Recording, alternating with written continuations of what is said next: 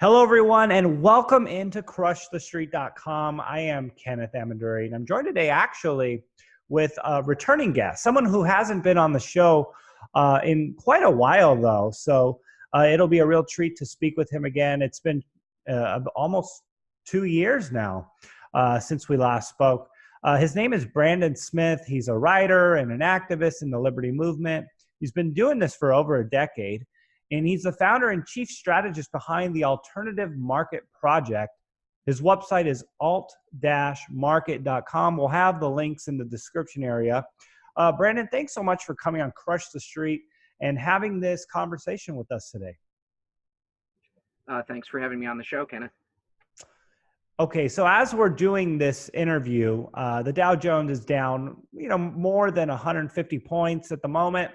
A week ago, we were actually supposed to do this call, and sure enough, the Dow Jones was like down 500 points. A lot of market gyrations going on, and you'd think after a rate cut, we'd see some more injection of juice into the economy rather than what we're having right now. Conventionally, if they would have tightened, this would have made more sense, right? This would have been expected to have some sort of stock market gyrations. But with a rate cut, we're not really seeing that. So has the Fed shot their wad, so to speak, and are they out of ammo to do anything really material to get this economy going?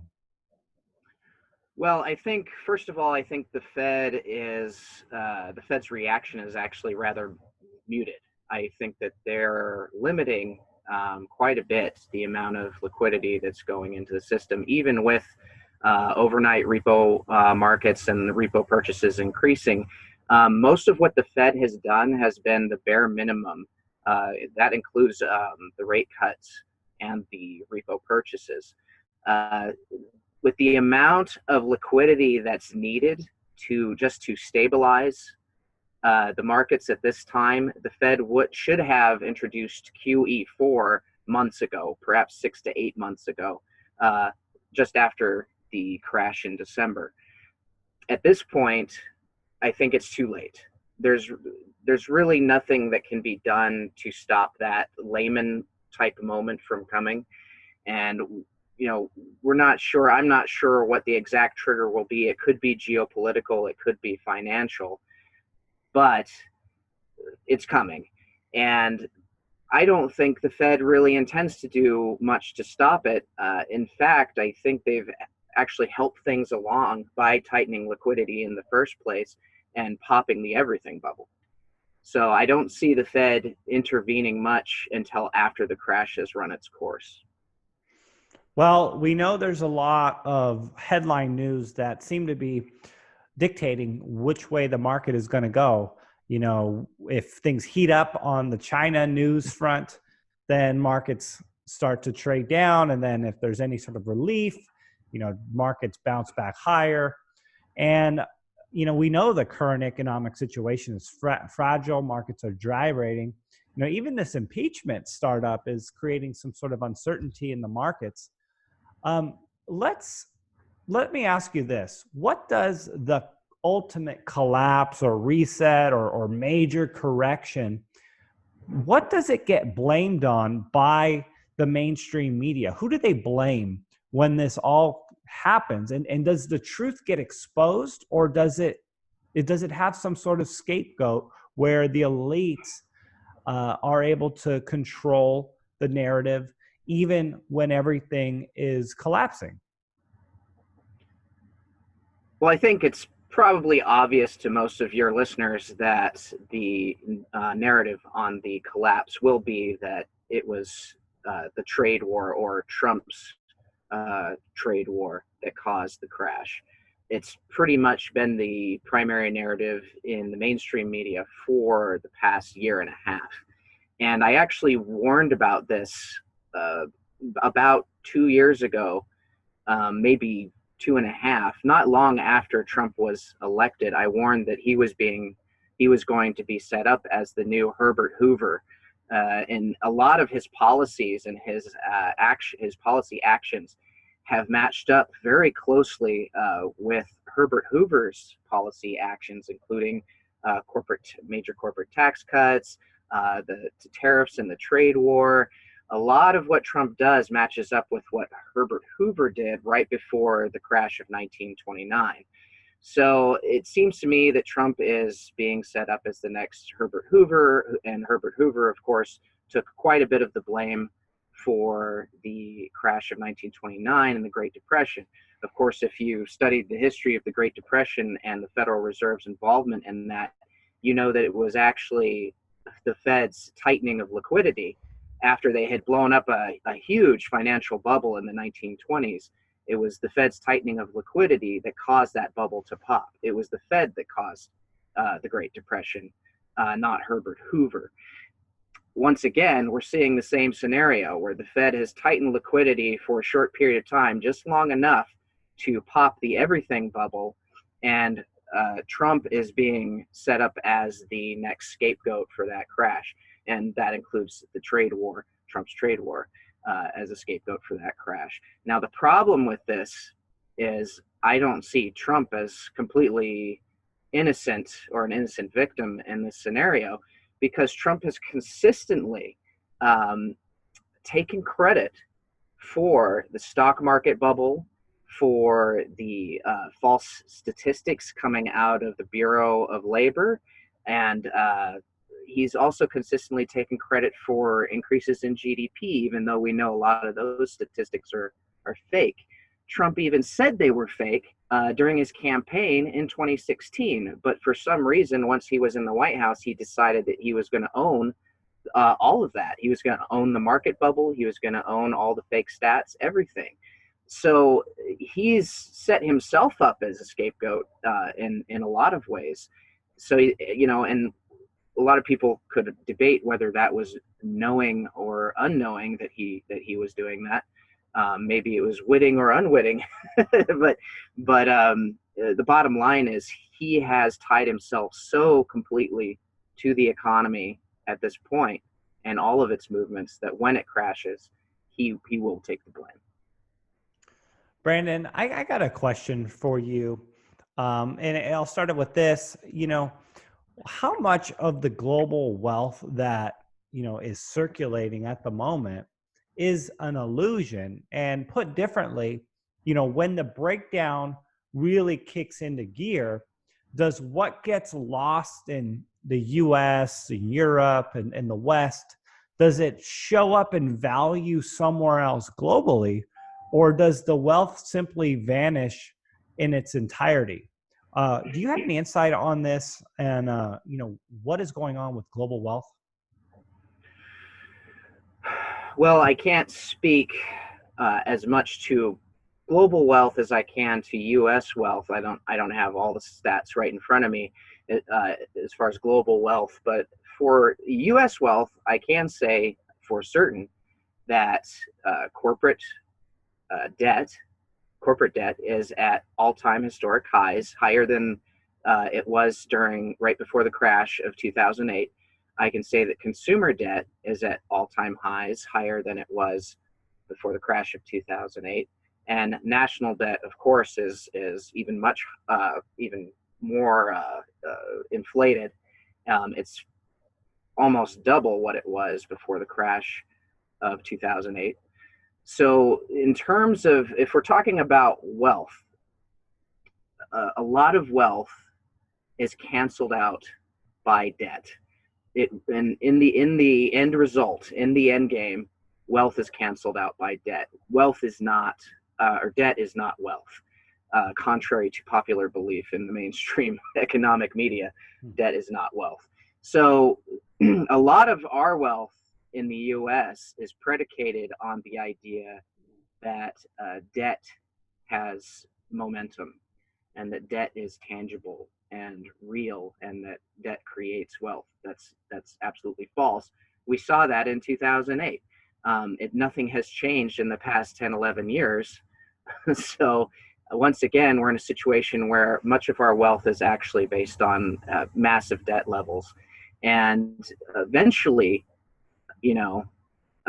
that reality comes back to bite us in the ass, basically. There's really no way around it.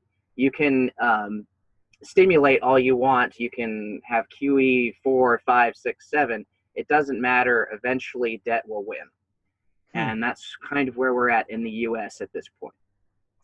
So let's talk about this then. I believe there's about 19 central banks around the world that are in this easing mode. What is the next level of stimulus, in your opinion, that might have a chance of moving the needle in terms of economic results? I mean, what do they need to double down on to get some sort of real material injection of economic stimulus? Helicopter money, balance sheet expansion, interest rate cuts, I mean, outright purchasing of the stock market. What are your thoughts on this? Well, I think that the Fed and, I can't speak to necessarily to the European Central Bank. It's hard to tell exactly what they'll do. But as far as the Fed is concerned, I think they will refrain from any major stimulus until after the crash has already run its course, until it's hit Main Street so hard that the public is demanding or begging for some kind of response. So that window of time, it's hard to say how long it will take until they respond. I would say it would probably be after the election of 2020 by the time they really introduce any kind of massive stimulus. Um, at that point, it's already, as far as I'm concerned, it's already too late. As far as the data and the math is concerned, it's already too late for the Fed to stop the current crash. It's going to continue no matter what they do. Um, their problem is trying to make it look like they're trying to stop it. Hmm.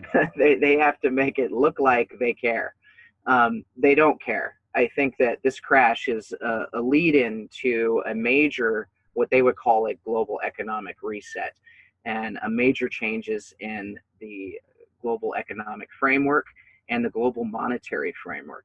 And in order to introduce some of the agendas that they've had for decades now, as far as a cashless society, a one world currency, and a one world governance, they have to have some kind of chaotic event that would produce enough fear in the public that the public would demand that kind of solution.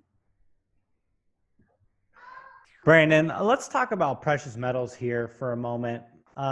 Gold has regained $1,500 and it seems to be, a strong support here at 1,500, even though we've seen it dip below a couple times. What are your thoughts on gold being here at $1,500, silver approaching 18 once again? Is this a sign of what is being reflected in the real economy, the weakness in the real economy being reflected in hard assets at the moment?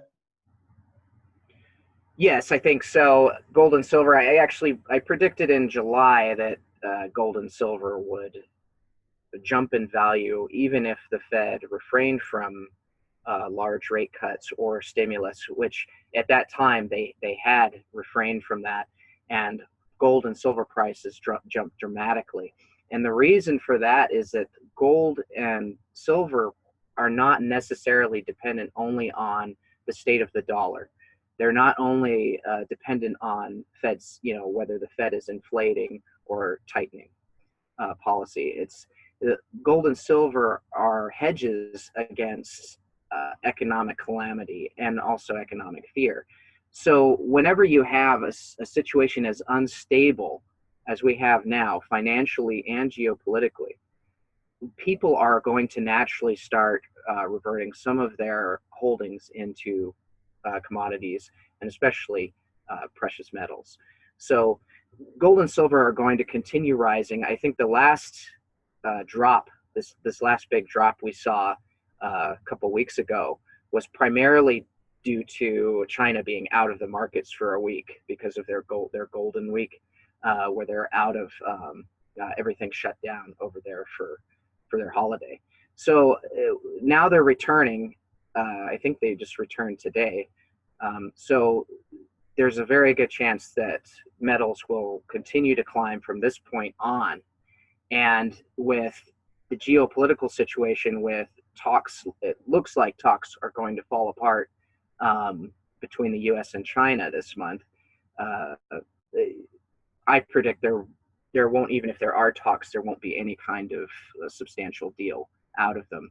And in the event that that happens, gold and silver will rise. And also, we have the upcoming Brexit event, which, even if it's postponed, I still think gold and silver will rise due to the uncertainty. So gold and silver, I think right now are a sure bet. Brandon, what are your thoughts on something like Bitcoin? Obviously, only 10 years old, very in its infancy. Is this something that you tend to like or tend to be more skeptical about? I'm not a fan. I'm not a fan of cryptocurrencies in general, Bitcoin specifically. I will acknowledge certainly that you can make money off of these mechanisms. So if that's your only concern, then by all means play that market if you think you can win and make money. As far as you know the principle of the thing, I see cryptocurrencies as a beta test for a cashless society, for the cashless society that the globalists want and prefer. And I don't want to support any kind of system that would lead to that end game. The history of Bitcoin is very bizarre, and the background of that system, the fact that it matches up almost exactly with NSA papers on cashless currency system that were written in the mid 90s, the fact that it's based on an NSA hash, the fact that there's, no indication of who the founder of Bitcoin really is. I'm very suspicious of it. And the fact that multiple global banks are pouring money into cryptocurrencies like Bitcoin, pouring money into the infrastructure required for it to proliferate, tells me that the bankers are not at all worried about cryptocurrencies. In fact, the IMF has recently put out papers suggesting that we should go to a global cryptocurrency system. So the bankers aren't worried about cryptocurrencies, and the initial argument for cryptocurrencies was to defeat the bankers, was to provide an alternative to the central banking system. Well, that's not happening. And so as far as the activism side of crypto, it's a complete failure. And it's not going to achieve what all the dreamers thought that it would achieve.